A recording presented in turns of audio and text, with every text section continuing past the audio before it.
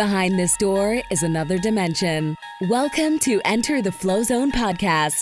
This is the only podcast that teaches people the secrets of peak performance, positive psychology, and mindset mastery to help unlock your flow state. Here's your host, certified flow coach and international happiness consultant, Sumed Chatterjee. And we are live. Welcome back, ladies and gentlemen, to the Enter the Flozone podcast. Once again, I have a very special guest with me. This time we have Jayson Phillips, also known as Miracle J, on the other side. And man, how are you doing, first of all, man? Man, I'm feeling great, brother. I'm always feeling great, man. Man, you got the good vibes, man, all the time. I love it. Man, it's inspiring to see you and see your character evolve, ever since I joined the whole AZD process. And you've been a real inspiration to me. And I'm sure a lot of the brothers in that process too. So thanks for being here, man. Yeah, it's a pleasure, man. I've always seen your podcast and seen you doing. I think you have a couple of them, right? Yeah. I have a couple of podcasts here and there. Yeah, this one is Enter the Flow Zone. So we're going to dive into the flow state. Miracle J actually recently, he got a chance to speak with the Los Angeles Tribune. And yeah, his work with that was incredible as well. He's a public speaker, a rapper, a mindset and communications expert. And we're going to dive into a lot of things, flow state wise, inspiration wise, maybe even music wise and esoteric wise. So it's going to be a great episode. So tell the audience a little bit of a background. Where does the nickname Miracle J come from? And just tell them a little bit of your backstory, man. Okay, sure. So first, the nickname Miracle J came from my mentor, AZD, who started the whole AZD process. And he's been, I guess you could say, guiding me for the past, 7-8 years now.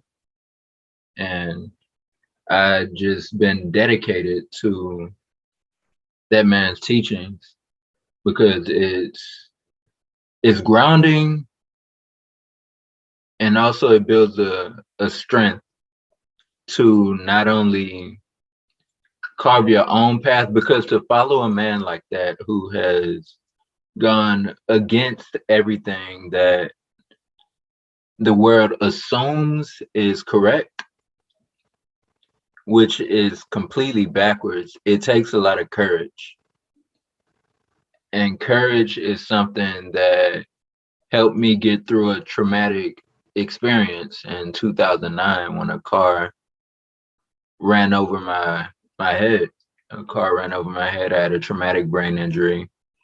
Went through a lot of rehabs, a lot of just what he did, defying the odds of what people told me things were going to be, and finding that line of what was actually true, what I wanted to accept, and creating what I wanted to become of my life. And eventually through that process, my rap name used to be just Jayso, Jayso. And then I changed it after the accident to the Miracle Kid. I outgrew the Miracle Kid, and I was like, I'm not a kid. And out of nowhere, AZD comes up and calls me Miracle J, and it stuck. Man, that's really powerful. And it's interesting how a lot of us, get kind of anointed with these nicknames right throughout the process. And it's quite cool to, just to be a part of that journey and having your identity and character work, be revealed through a process like this. So for the people listening who are unaware, we're both a part of a brotherhood, a group of beasts, warrior monks, who worldwide we change basically the universe that we're living in. We're changing culture because not only the mindset and the way of thinking and communication, but also the lifestyle and some of the things that it has to offer and the advantages that it has to offer. So definitely, something that has connected both of us. And I think that it's a really interesting process to see the different brothers grow, right, through their own lanes. Yeah, your transformation as well, man. I remember when you first came into Brotherhood, which was Lions Den back then. And certain people, the change is very, very visible. Others may be more subtle, but you were definitely at some point one of those guys where it's like you flipped the switch and the change was very visible, man. And it was a great thing to see, to witness. Thank you, man. I really appreciate that, man. Coming from you and your inspiration, that means a lot. And so, man, let's dive into a little bit about like public speaking. I want to give, the audience a lot of value here. So you are also in charge of the Toastmasters, which is basically it's a part of the IMC. It's called the Messengers, correct? Where you also train and help people with their voice and vocal training and things like this. Right, right. It was a idea given to me again by AZD because I've been doing Toastmasters since about 2016, 2017, and I've gone very, very far in that organization. I've won many competitions. And I'm really, if I'm to be honest, man, I am all about this IMC Nation thing. Yeah, I'm all about it. And he gave me the idea. What if you start your own Toastmasters and do it the way you want to do it and teach it the way you want to teach it? And that's essentially what I did because I, at some point, hosted an event with, in collaboration with AZD about public speaking called Mind Speak. And it was just amazing to see how many people had a quote unquote problem or fear, whatever you want to call it, with public speaking. I wasn't really aware of that. So the Messengers, it's actually called IMC Messengers Keynote Speakers, was a platform for me to help these brothers free their voice, speak their mind, and be more expressive in my own way. That's awesome, man. And, I want to give the audience here some advice from your perspective. So for somebody who wants to be a public speaker or they want to get on stage and they have, let's say, stage fright, or in this day and age, it's more, I guess, camera shyness because everyone's online, right? So what are some ways that they could overcome that stage fright? So I was actually helping someone because I'm developing a curriculum that I can actually give to people to step by step become more confident in their speaking and be able to put themselves out there. And the first lesson that I gave someone that I'm working with is number one, to realize the fear for what it is, because it's not what you think. And when you understand where that fear comes from, you can see the absurdity of it and you can observe it from the outside. And it's much easier from that. Well, I wouldn't say it's easier, it's never easy, but it helps a lot to overcome that fear. So I'll actually go into that. This fear that we feel, because I still feel it, no matter how many times I get up and speak.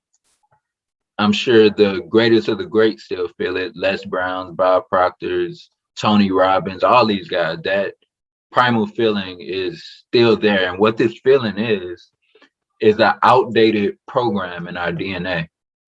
It's just an outdated program because back in, let's say, tribal days or caveman days, if you walked up to a group of strangers and spoke, you were taking a chance. Every time you did that, you were taking a chance, because if you say something that's, let's say, offensive or something that they don't like, you can be outcasted from the tribe, which means less survival. You no longer have a supply of food, allies, none of this stuff. They may kill you. You may have to fight for your life. So there's all types of threats back then that came with speaking your mind and speaking in public. That system is still here. It never got deleted from the DNA. So we're still carrying that outdated system, that Windows 98 system, even though we're operating on Windows 10, 11, Mac, whatever we have now.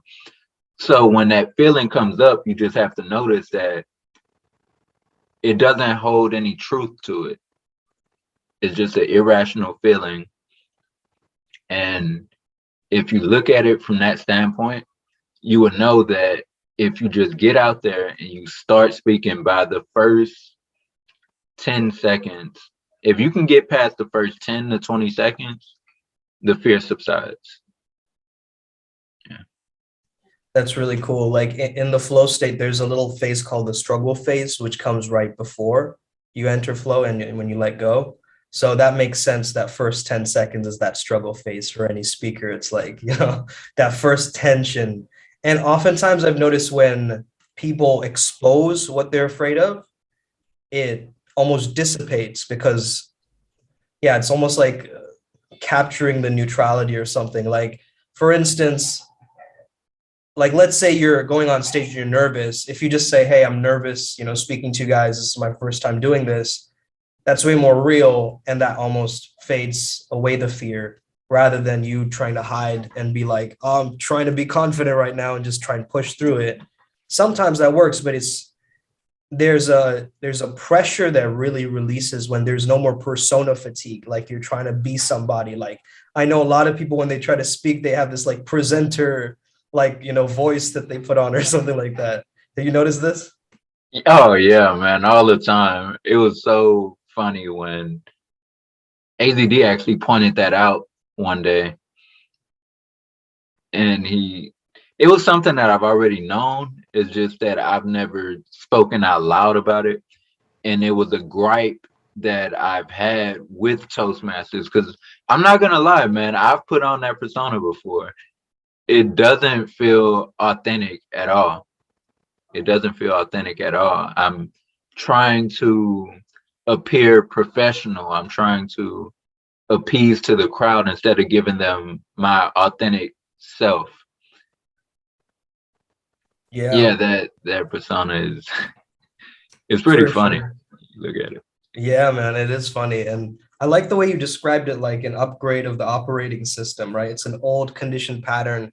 And yeah, when we look at this in a new way, like one of the things that I tell my clients when they're dealing with stage fright is not to cause more separation, right? Like if you think I'm the presenter up here and they're down there, you create this hierarchy and it plays into your own ego and shit. Right. And then it causes the split. So instead, if you just imagine like, hey, they're human beings, I'm human beings, I imagine almost that they're clones of me. Right. So if someone's heckling me on stage, it's me heckling myself. Like that's kind of the mind frame, And so yeah, that causes no more separation. It's like they're all a part of me. The audience is a part of me. There's no like separateness, me up here and them down there. It's like this is all a frequency that I'm generating almost in a sense. That's interesting. So in a sense, that should make it easy to tell when you're off frequency, because the crowd is essentially a reflection of you. So Right. if there's someone in a crowd that's heckling you, then that's the indication that I'm off somewhere.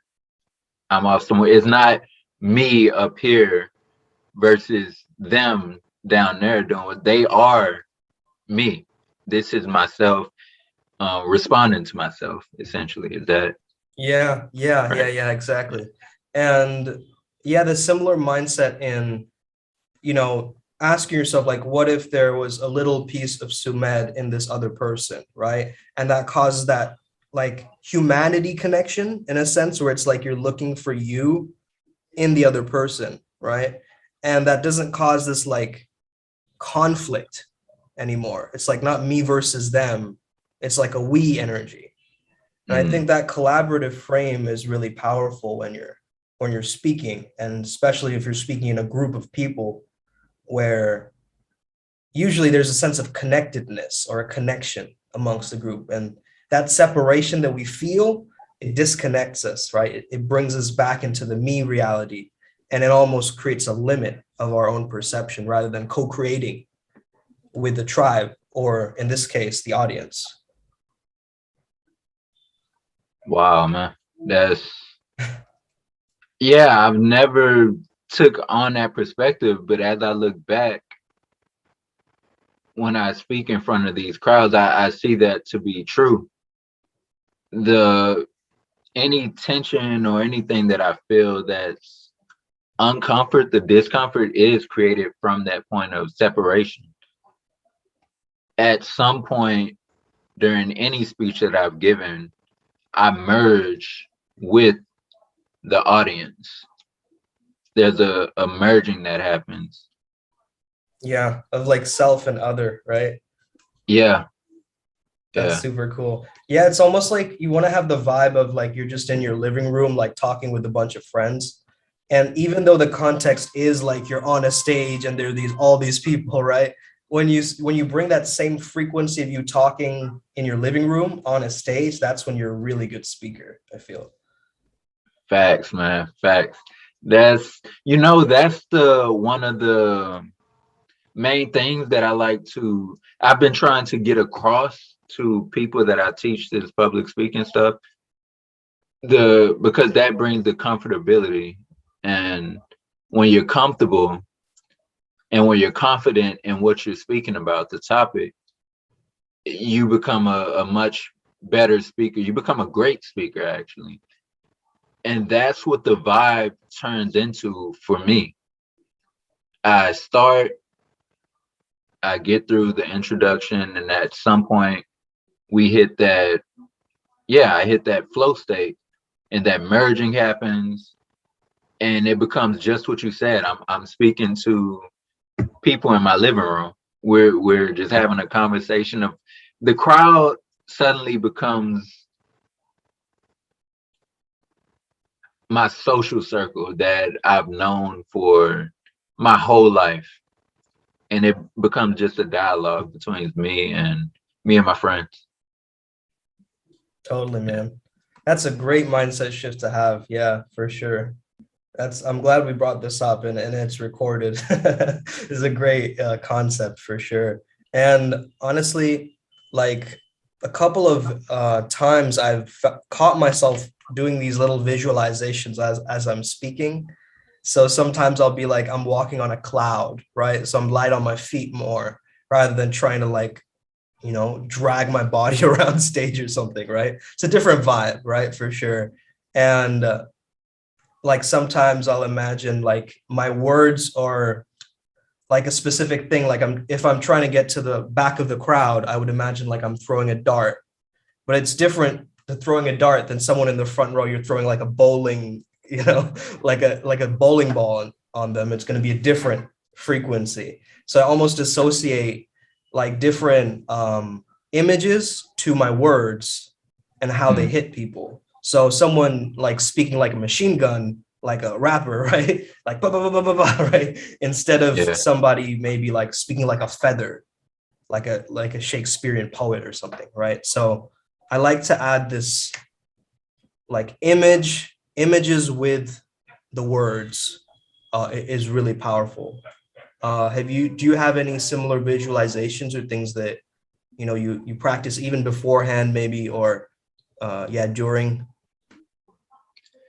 I've never done the visualization with the words. I'm pretty sure I've played with some visualizations on stage before. I'm 100%. I know I have.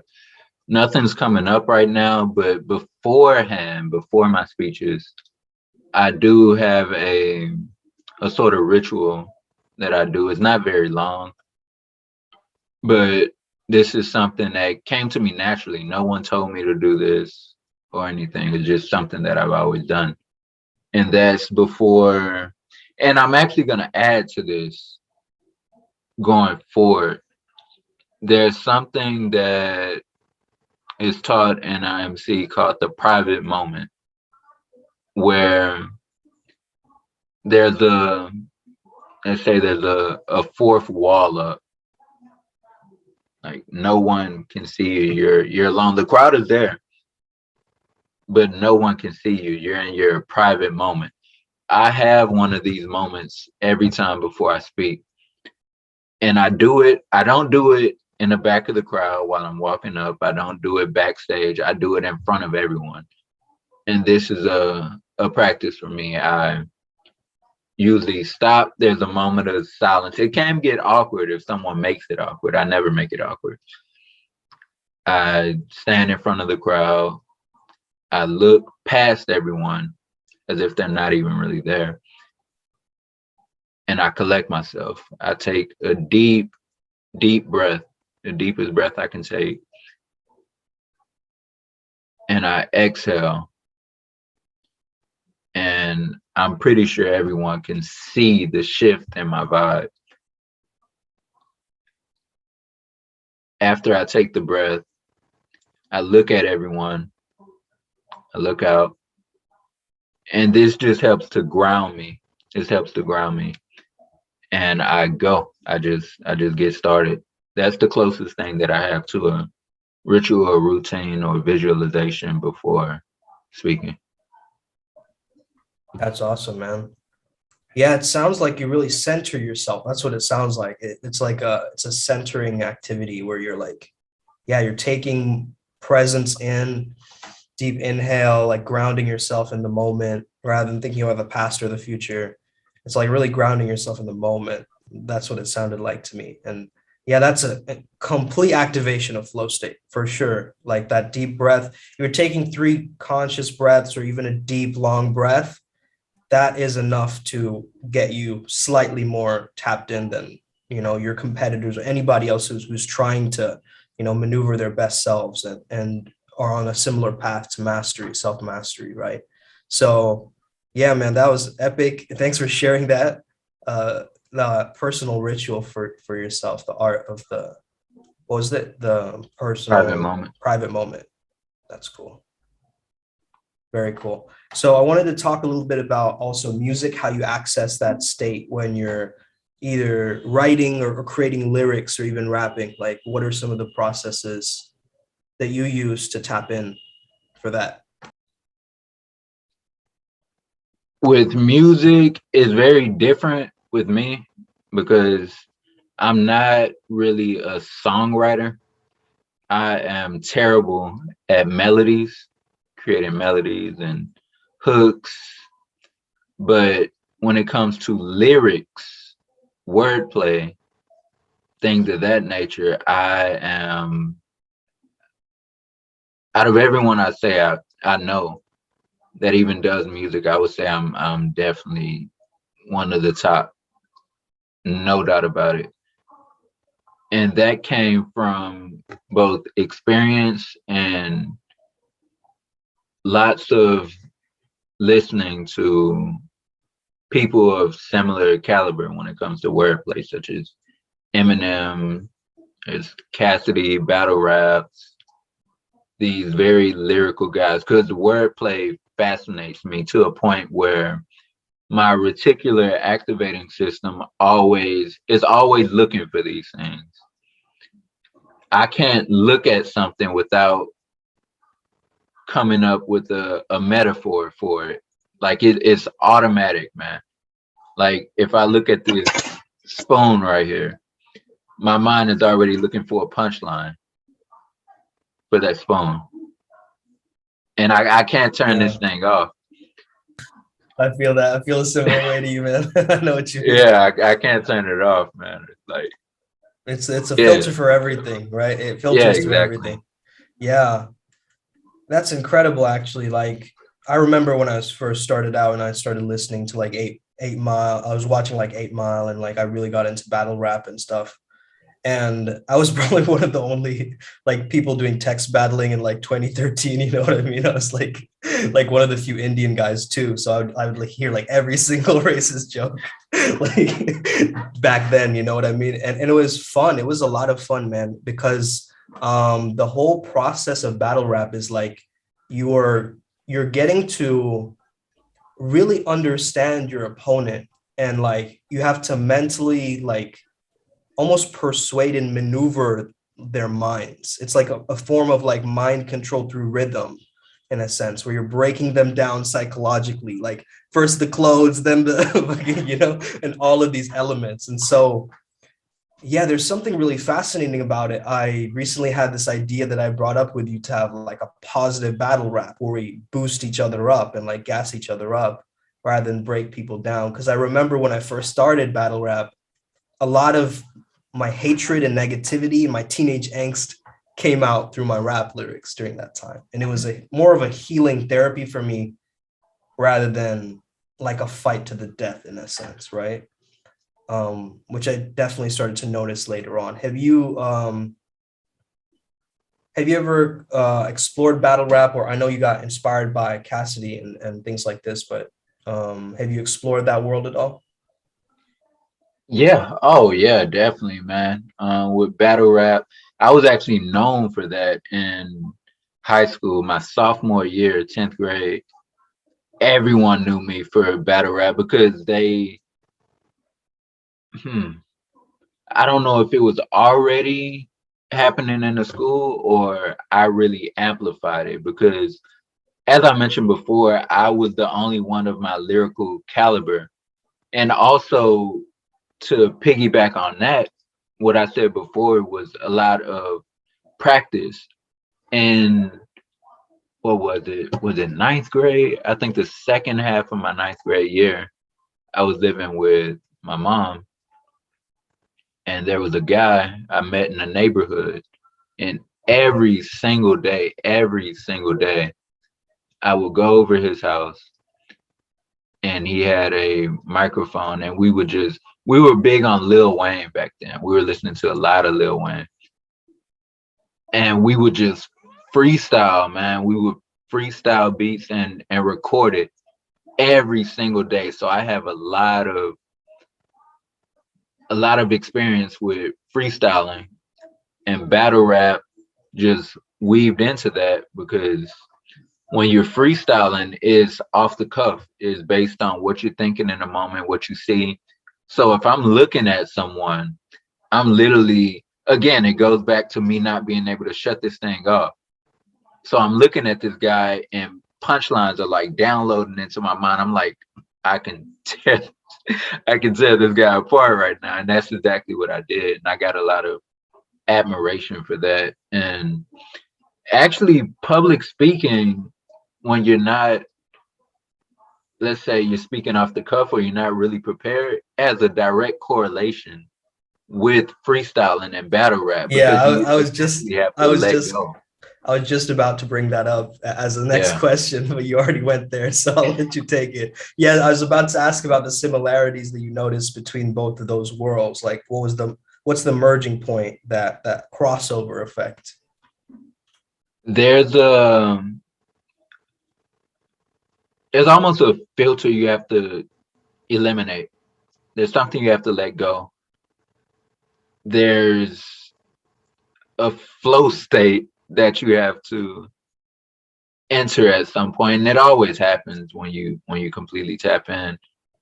That's also something that I teach when I teach these guys. I tell them if you're going to give a speech, if you're going to speak in front of a crowd and you want to be confident, you want to be a good speaker, if you want to streamline the process and not have to worry specifically about your tonality or body language or all these minute details, speak about something that you're passionate about and think about something that gives you energy to it. It's actually in my last messengers meeting that I had an exercise that I had them do. I said, I'm going to give you a topic and you're going to speak on this topic for 1 to 2 minutes.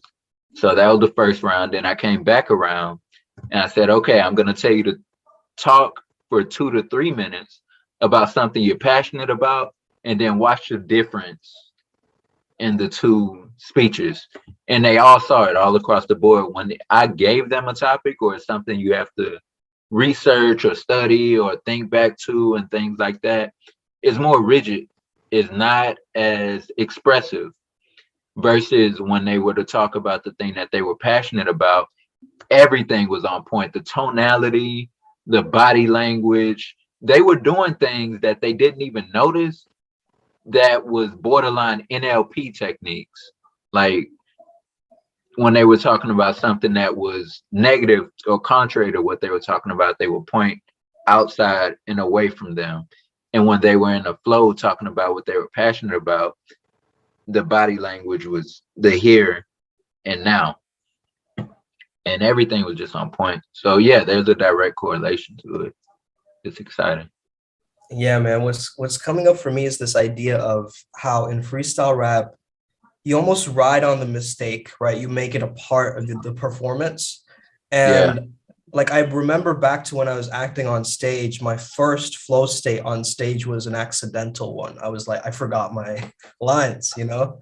And I Yeah. remember I was making up the lines on the spot. I knew the character, I knew what he stood for and whatever the kind of the gist of the monologue. And so I went with it.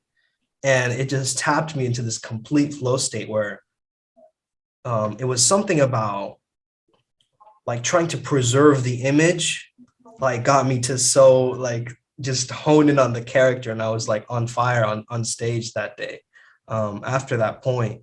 So there's something about like riding on the mistake or using, like, of course, again, we can dive into stoicism of the like obstacle becomes the way in a sense. But what if you notice is that thing that, you know, the mistake becomes a part of the performance? Why is that so valuable? And like, what are some ways that people can really approach that with their own lives as a metaphor? Oh man. I love that, man. I love, because that is like a superpower. When you have that, it's a superpower because, again, bring it back to public speaking. When someone is doing a speech or giving a speech, let's say they prepared it, and one word is out of place, it throws them off completely. They stop, they think they messed up. And what you learn when you do things such as freestyling or battle rap, anything like that, is that actually is an opportunity to, number one, if you mess up and you ride on that mistake and then something great comes out of it, you amaze the crowd. You amaze the crowd. But being able to know that you made a mistake and not stop and just let whatever happens happen, those are the moments that actually are becomes great moments. They become highlight reels. They become Yeah, highlight reels. peak experiences, right? Yeah, they become Yeah. teachers almost in a sense. Yeah, those moments become your teachers. And yeah, really, like it taps you in when you make a mistake and you make it a part of it. It's like you're not adding that shame, you're not carrying any shame or guilt or these negative lower emotions. It's almost like an embracing or an acceptance of the moment. Yeah. Yeah. Has that become, I'm curious about you. I know the answer for me, but has that become integrated in other areas of your life? Like, let's say you mess up on a project or you make a mistake in your life. Do you essentially try to fix the mistake? Like, do you just roll with it and say, okay, this is my new reality now. Let me just roll with it and see what I can create from it instead of undoing the mistake and, let's say, patching it up. I Has would that say, yeah, gone definitely into the other second areas? one. Definitely the second one, brother. Like for sure. 100%. Like I think there's such a power in that ownership and just being able to, yeah, recreate that reality on the spot, like thinking what would the new character do with these circumstances that I'm given, right? Um, Similarly, again, it's that amor fati type mentality, but through Mm, freestyle rap, right? It's like, right.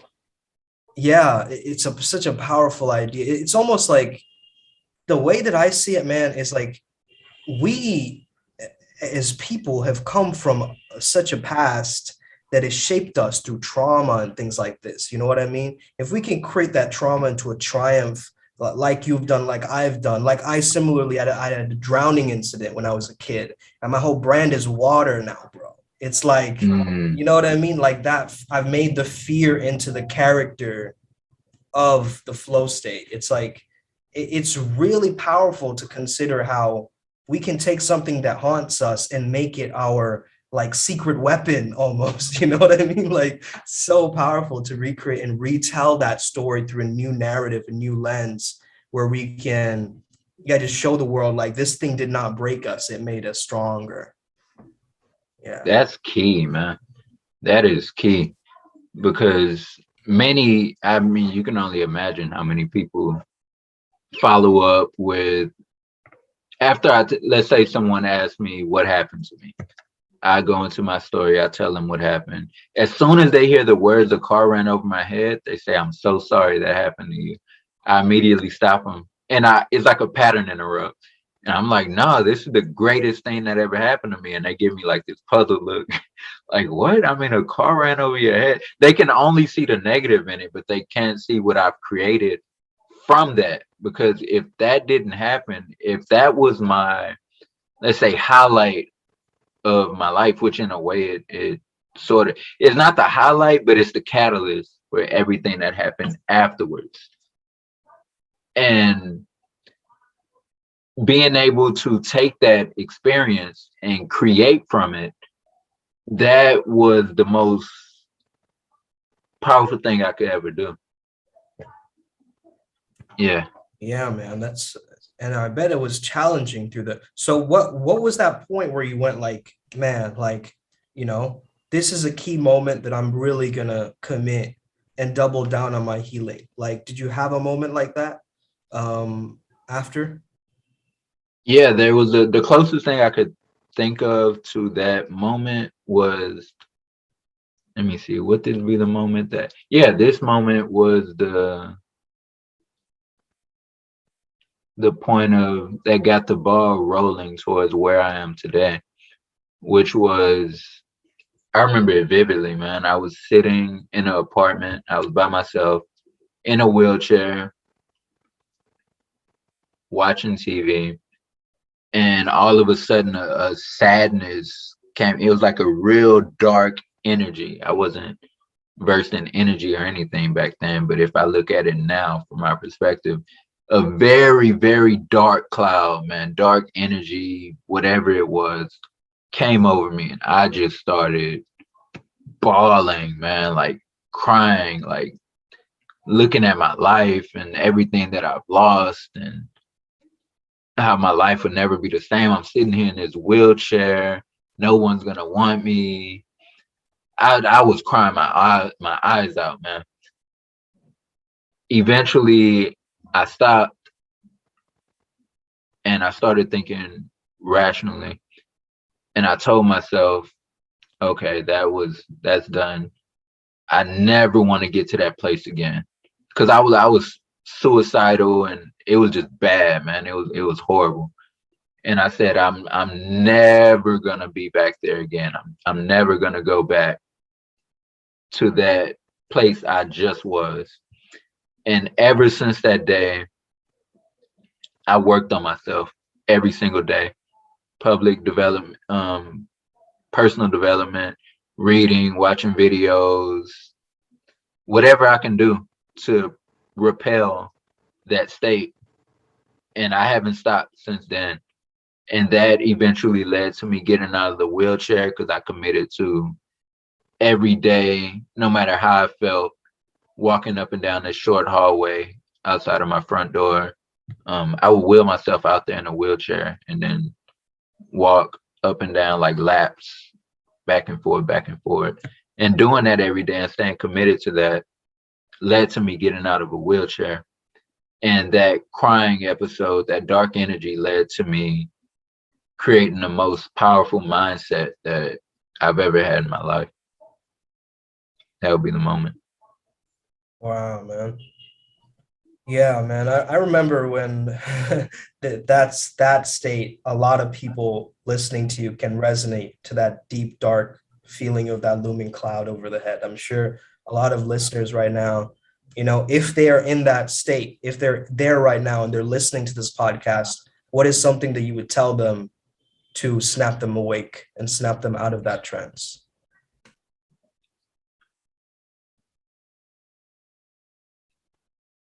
I would say definitely use the moment.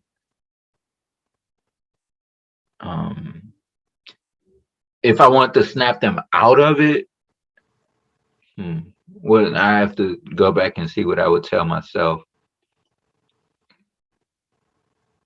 There's a momentum of the negativity at some point, and this momentum builds, and you start to pay attention to lack in your life.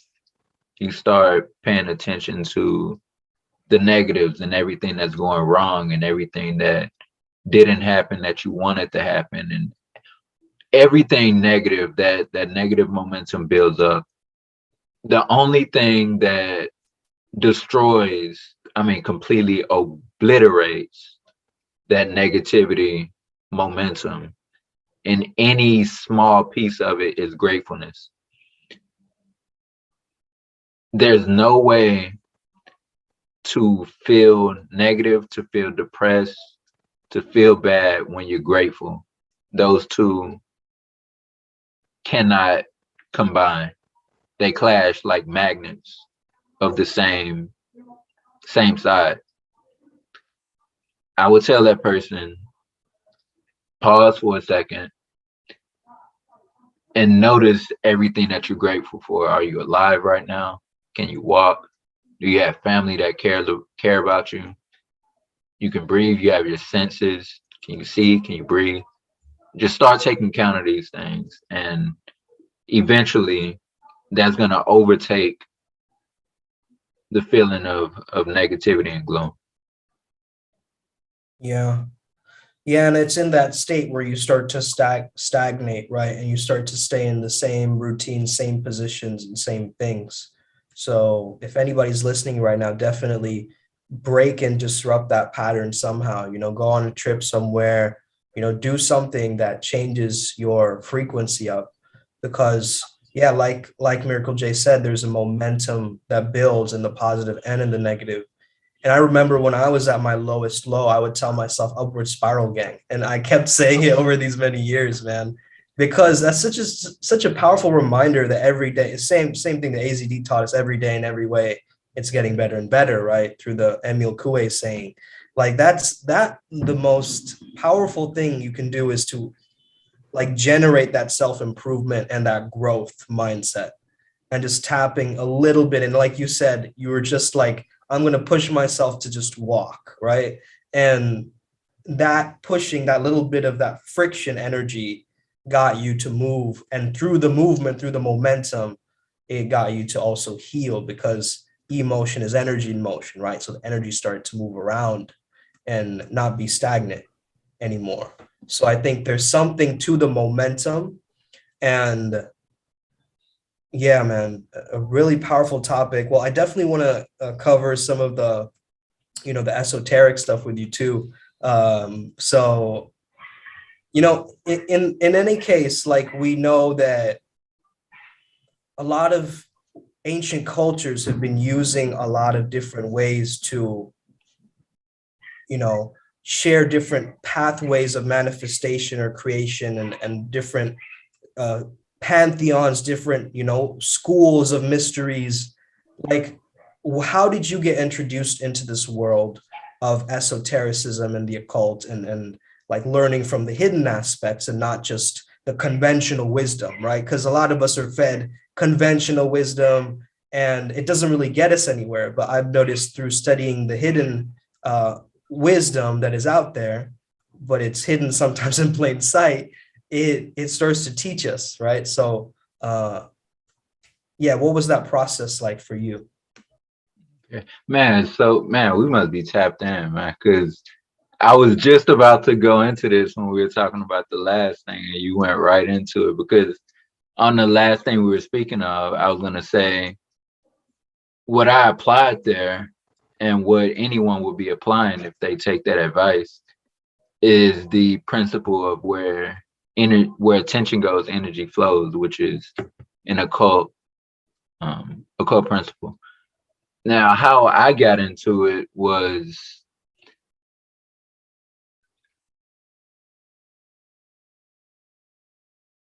there's all this stuff is related. More and more I'm starting to see the relation to everything in this world. And esoteric knowledge is on a very similar frequency to personal development.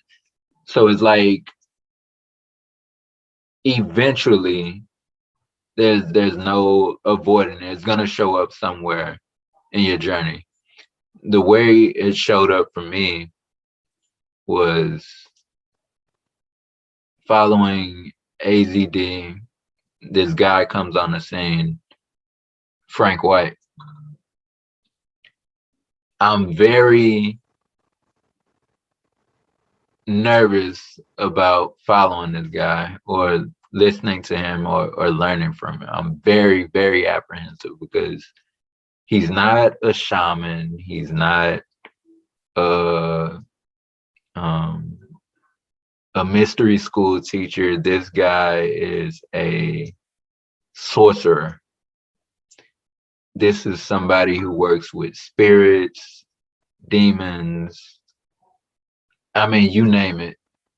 And he goes there because he believes in power. He doesn't believe in the polarity and dichotomy and separating the two. There's power in both. There's power in angels. There's power in demons. There's power in shamanism. There's power in whatever the opposite would be.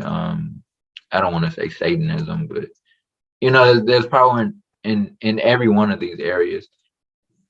And it's interesting that as I started to dab and just listening to what he had to say, it made sense.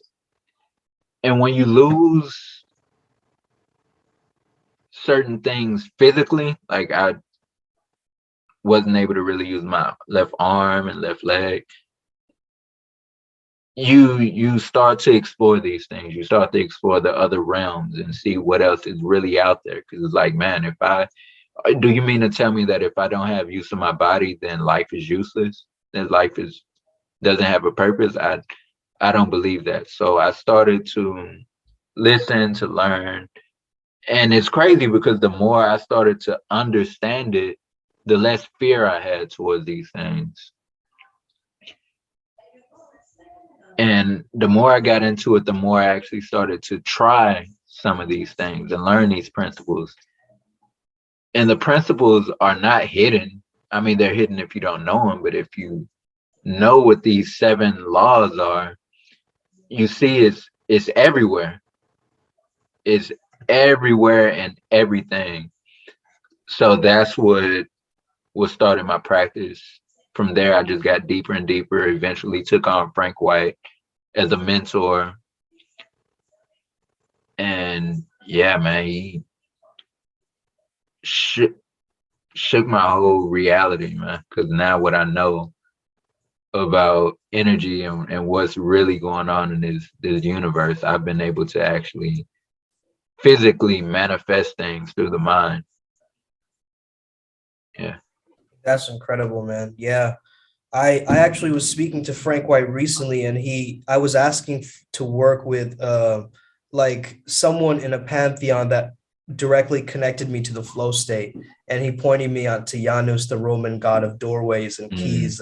And yeah, he really helped me out, bro. Like that was the piece I was looking for, and he just gave me it. So shout out to Frank White for sure. Like he's legendary. And Janus, that's the control over like time or something, right? Yeah. He has like a head in the past, head in the future. Yeah, he's January basically. So he's a god of beginnings and ends. And yeah, he said that was perfect to describe flow state because it's like you're going from one state to the other. And he also guards heaven's gates. So it's like this, it's that transcendental state. Like he can help you access those portals, right? Those gateways. So yeah, super exciting stuff when he told me that. And I've just been delving into that and like learning how to tap into that Janus frequency. And Yeah, man, it's been incredible. I think Frank White is he's well read. He's like incredibly intelligent, and yeah, he knows what he's doing for sure. Oh um, yeah, man, a master at his craft, man. I haven't found anyone that came close in the mhm, realm of magic and what he teaches. And is not, he's not just well versed in magic like a lot of these other guys on YouTube and stuff. He knows mhm, a lot about finances. He knows a lot about the mind. So he's on another level, dude. for sure, Yeah. man. Man, speaking of energy and esoterics and these things, I recently came across the actual practical elements of bioenergetics, and it's been really profound for me because it's made me see, like, how we said that battle rap was a filter almost, or like the punchlines and the wordplay, the multisyllabics, like all of it just comes naturally after a certain point. It becomes a filter through the world. Well, bioenergetics is almost like this way of bridging body and mind as a metaphor. So, like, for instance, we had these traumas in from like 0 to 6, and those made our body structure different. Like, for instance, if you lean forward, it's like you're too into the future. You lean back, you're in the past. Like these little things, these little tweaks, and like, you're carrying a responsibility on your shoulders, and just these overlaps and all of these different things on how it all stemmed from how much love you got in childhood, and whether you were nourished from it or not. So that's what caused like these defense mechanisms to show up through the characters that we have.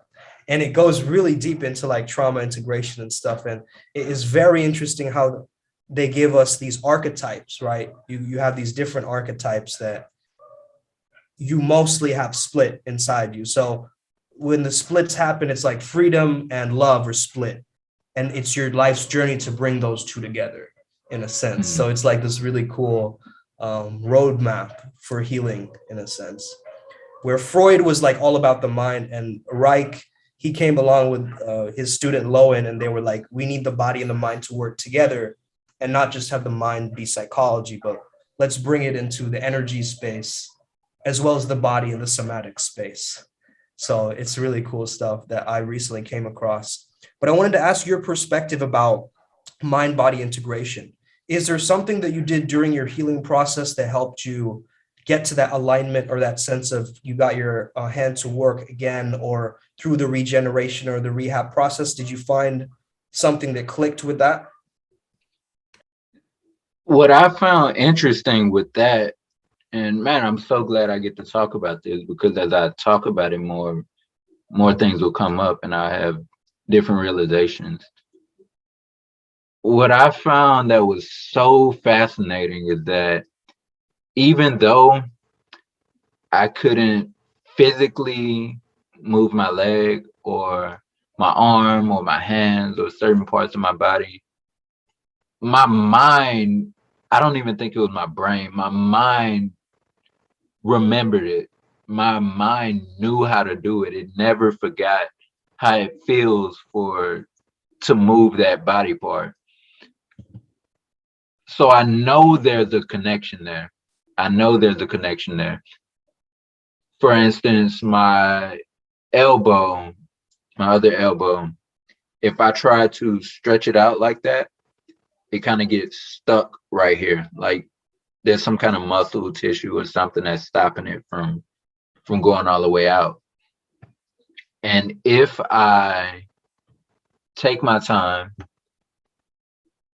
and in my mind, in my brain, my mind's eye, see myself bringing the arm out, it starts to do it. It pushes past the snag and slow. It may take a while, but that's what comes up when I think of mind body connection. Is like my arm knows the feeling, it knows what it wants to do, it's doing it, but there's been a injury in there somewhere, so it probably just takes a bit longer. So I'm sure if there's a guy, what's his name? I believe his name is Joe Dispenza. And I think, didn't he heal himself somehow like that, just through the Yeah. mind? He imagined himself walking to a window or something. Yeah, he actually visualized like each of his vertebrae like clicking back together in his visualization. And then, yeah, he was like healing his entire body through that visualization process. He taught his body basically how to heal. Yeah, he taught it through his mind. He healed his body in a sense, and that's what you're kind of describing through your own process too. Yeah, yeah, and I see more and more of that every day. Like what I attempt to do, I haven't been perfect with it, but I would sit down in a chair because, like I said, my body still, I still have the feeling of what it feels like to walk normal, straight up, what it feels like to skateboard, all this stuff. And sometimes I just sit down in a chair and I feel the feeling of me walking straight through the streets, regular, no issue. I feel the feeling of me skateboarding, and I experienced that.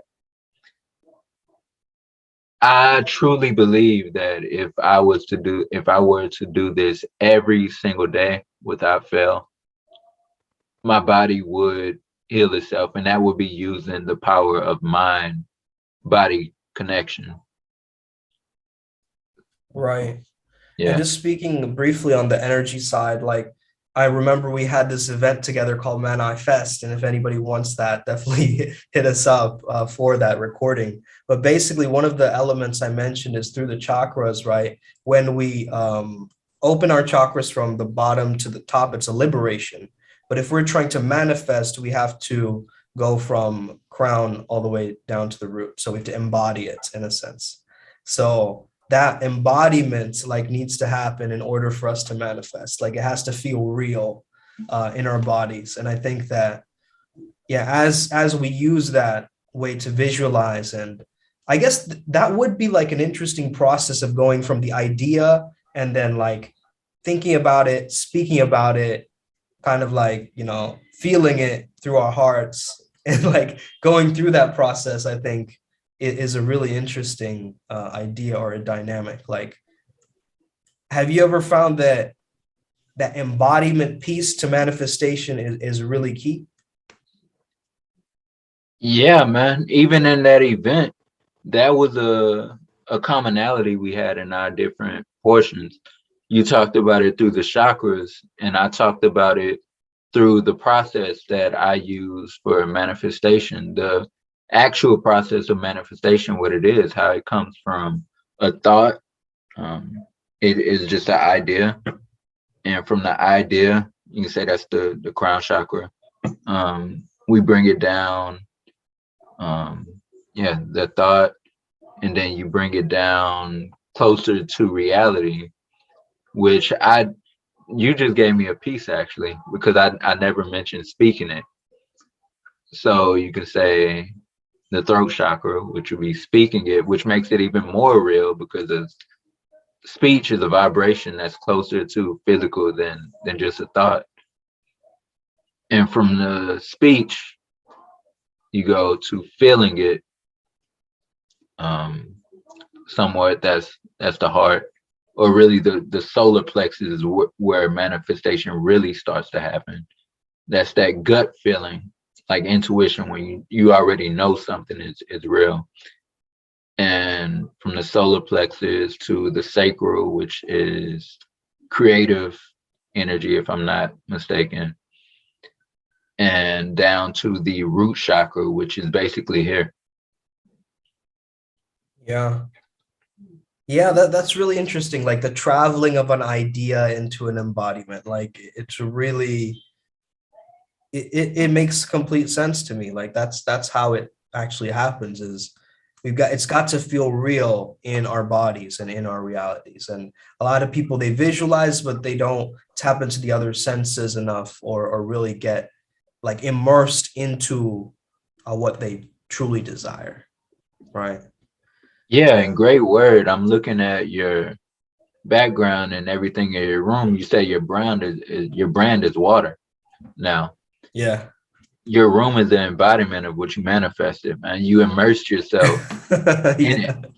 So Facts. because when we're going through this whole process of the thought to the, going down all the way to the root, the key to having that manifest is holding it, because you have to charge that energy. The more energy you put into it, like any manifestation takes a certain amount of energy. Apple took a certain amount of energy to be created. And seeing that what it is right now, how big it is, it took a tremendous amount of energy to get there. So we have to keep feeding this thing. We have to keep feeding this idea. And the energy is fed in the area of the solar plexus. If you are in a room, let's say you had a brand, you wanted to create the water brand, you wanted water to be your brand. You're constantly feeding this thing. Every time you look around at your wall, that's deposits made into the manifestation of what you want. Totally, man. And I say this to my clients too. I say, you don't need a vision board, just create a vision room. Yeah. And like everything around me, from like, this Doctor Strange, Venomized Doctor Strange Funko Pop, to everything around has a purpose, has an intention. And I think you mentioned that in the event too, the power of intention and setting intention. Yeah. It's so key, man. Major key alert. So key. Yeah. All right. Awesome, man. Thank you so much for this podcast. It's super valuable. Where can people find you? I know you have a podcast called The Catastrophes, right? Yeah. So YouTube, that's one place. Podcast, The Catastrophes. I'll spell it out just in case people. Yeah. CATASTROPIECE. You could find me on Instagram at miraclej_832. I think there's an underscore in it. Sure. Yeah, I think there's and Facebook is just Jayson Phillips, Jayson with a Y. Yeah. Awesome, man. Once again, thank you, and stay legendary. May the flow be with you, brother. May we Thanks never for be having the me, same man. again. Oh, you're welcome, brother. For sure. Yeah. Os, brother. Os. If you enjoyed this Flow Awakening episode, be sure to leave us a review on Apple Podcasts and follow at Flozone Academy on Instagram. That's at FLOZONEACADEMY. May the flow be with you and stay legendary. Until next time, Flomies.